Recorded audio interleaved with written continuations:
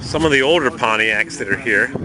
We'll show you this Survivor, 1937? What year is this? 1934 Pontiac straight 8, which they continued using up until 1954. Straight 8 flathead. They eventually went to an overhead valve engine like Chevy had back in 1929. Once again, voting is closed. Ratchet in place on hose clamp. Alright. Whatever. My new Pontiac, more than you claim, for $715. She's a Survivor. Here's a 60 Bonneville. Never liked those little turn signals, even though this grill is cast. As opposed to Chevy having the stamped aluminum junk. It's got the 8 luggers, the short spoke, Thank you all for coming 8 luggers with a flat center cap. Shortly. The weather is crappy, whether you like it or not. Look at that wraparound windshield. Got some good period music on the jukebox. What a dash. Artwork dashboard. Power brakes. Pontiac power. Interior. Pontiac was just top of the line, way better than a Chevy. What a spaceship, huh? Bonneville, shark. Here are 2 Safaris, 57 I think, and they are both loaded. This is a Star Chief Safari, 4-door wagon, and it is loaded. Star Chief Safari 2-door. This one is so loaded, it's got tri-power, power brakes, tar-top battery, power steering, generator, air conditioning in 57, and tri-power. How rare is that? 3 carburetors, just as fast as a Cadillac or a Buick. Get a Pontiac. Formula 1971-72. Jeez, look at those.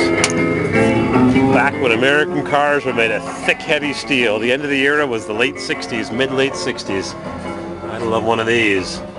Tissue box, brake pedal, and that one says, if you can read it, let's see if we can sneak in here. It says power. That's the power pedal. Indian Chief floor mats. Remote control mirror. Just as fancy as a Cadillac in a 2-door station wagon. Pretty much the same body as the Chevy Nomad, but ultra fancy deluxe. Gewgaws and doodads and spinners. And this is a beautiful show car. Rear antenna, no tinted glass though.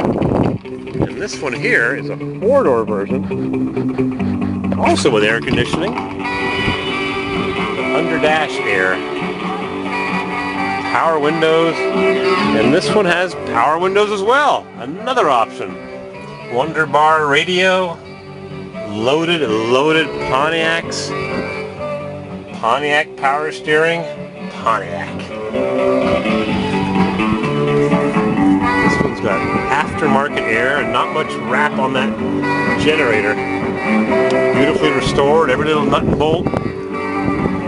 This looks like more of a Survivor car that's been upgraded. Illuminated fender spears. These are a bit yellowed. Lucite, these are brand new white ones.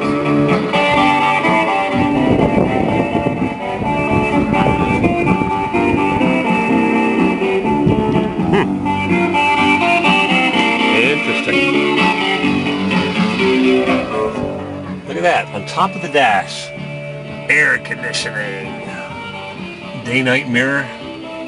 Wow, this thing is loaded. Amazing cars.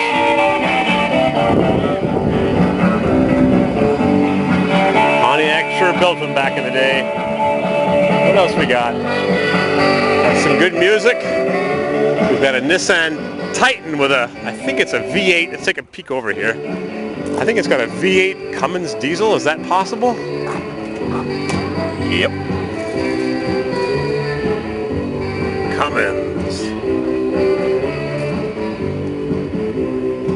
What kind of intercooler thingamajiggy is this? Yeah, a V8 overhead cam.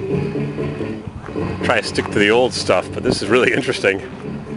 Cummins turbo diesel V8. Interesting. Plastic valve covers, or who knows what that is. Anyway, back to the Pontiacs. This looks like a 62 Grand Prix with Offenhauser period exhaust manifolds, no power brakes, no power steering, easy to change that fuel pump, and it's authentic. Got the proper clamp and bracket. Someone's blocked off the two snorkels and put on cold air induction from the rad support right there. 62 Grand Prix. What's the story behind the tri-power with no gas going to it? Say again? You've got no gas line going to the car. No, the outer two are disconnected. Disconnected. Yeah. You had your kicks when you were a kid, huh? Been there, done that. That's it. Now I'm afraid if I punch it today, I'll break something. Back in the day, I had a 283 with 3 2-barrels that I put on myself. It was an Edelbrock intake. No power steering, no power brakes on a Grand Prix. No. We'll be checking out your Corvair Wild. Oh yeah, I'm Corvair Wild on YouTube. I make lots of fun videos. Now the exhaust on this goes way down and turns 90 degrees. Are these special exhaust manifolds with a 90-degree casting? Those are the long branch exhaust manifolds. With a 90-degree bend at the bottom. Was this car ordered with a big motor? With a Ford? Yeah, it's a 389. It's a 389, it's a 425A trophy motor. 425A trophy motor. The intake is really flat looking. Now I've got a couple of intakes that I've had for 35 years, more than 35 years, going on 40 years. I wonder if I have one of these. Don't know. How long have you owned this car? It's new. Really? Yeah. Bought it up. The stories you could tell, huh?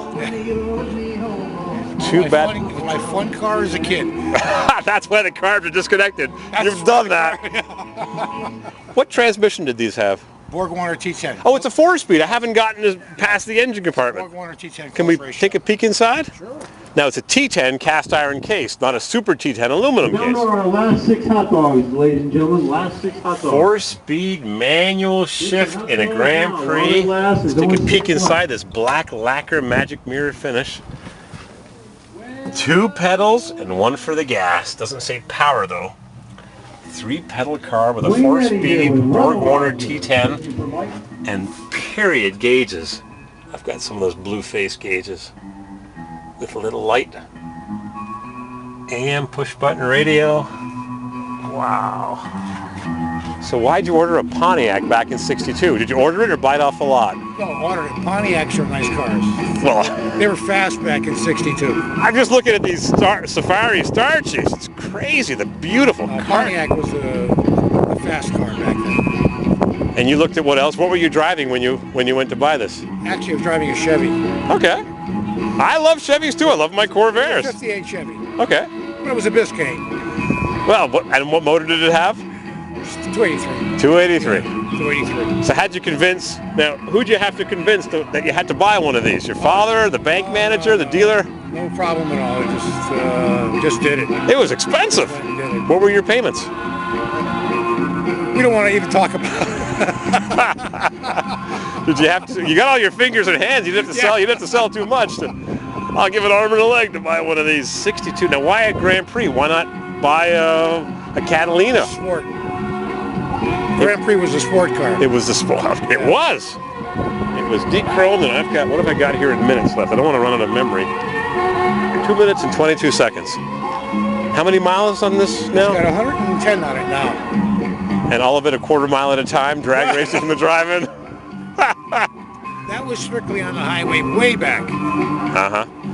And it's not rusty at all. Not at all. Am I missing something here? It's only seen stow once. The original spot welds on the inner fender. This is not a bondoed up car. Only seen snow once. One time. You were smart enough to know back then. Can we hear what it sounds like? Can we hear the rumble from this 425A trophy motor? Can we hear what it sounds like? Oh, sure. Let's hear this rumble. Imagine that, 1962 Grand Prix factory original one owner car. 425A, no power steering or brakes, tri-power Pontiac. It was the sporty car. He wanted to look good, and why keep it for 54 years? Crank that baby up.